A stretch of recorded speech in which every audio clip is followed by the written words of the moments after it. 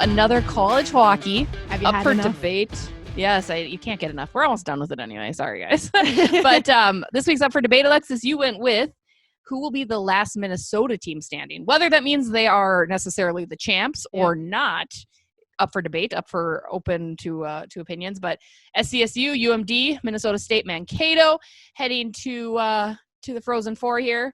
Alexis, who do you think will be the last team standing? I saw a lot of love for SCSU. Yes. And a lot of love for UMD. A lot of people being mean to us because we don't like UMD. There was a lot going on in our mentions on Twitter that day.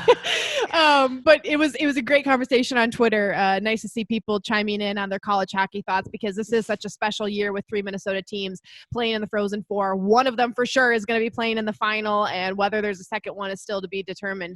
But I was rooting for the Gophers and Huskies. Gophers didn't want me to be happy, apparently, so they're out. So I made my bet. I got to line it. I got to root for the Huskies, for better, for worse. And I truly do think that they have a chance to win the entire tournament, to win a championship, just because we talked about it with Jess and Bruce, but the Huskies seem like on another level this year. Brett Larson has done a fantastic job with the organization.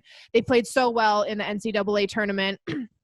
And it's only their second ever time to the Frozen Four. So this is a school that has had great regular seasons historically, but have always struggled come playoffs. They're like the Minnesota Wild of college hockey, Division I college men's hockey. So, Air Force Academy, Husky fans never forget that one. That was a terrible time in our lives. But yeah, they always want to talk about terrible times.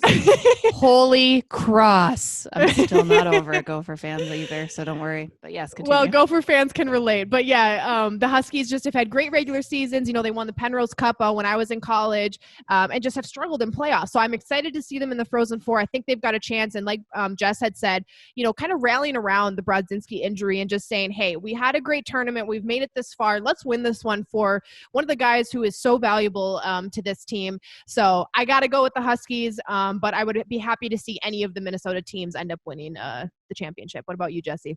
I mean, yeah, we talked about it at depth in our last segment, so I don't want to harp on too much more, but I would say SCSU for sure. And I was actually kind of surprised at the amount. I don't know if it's because Bulldog fans have stopped following us because of my perceived hatred That's probably for their school.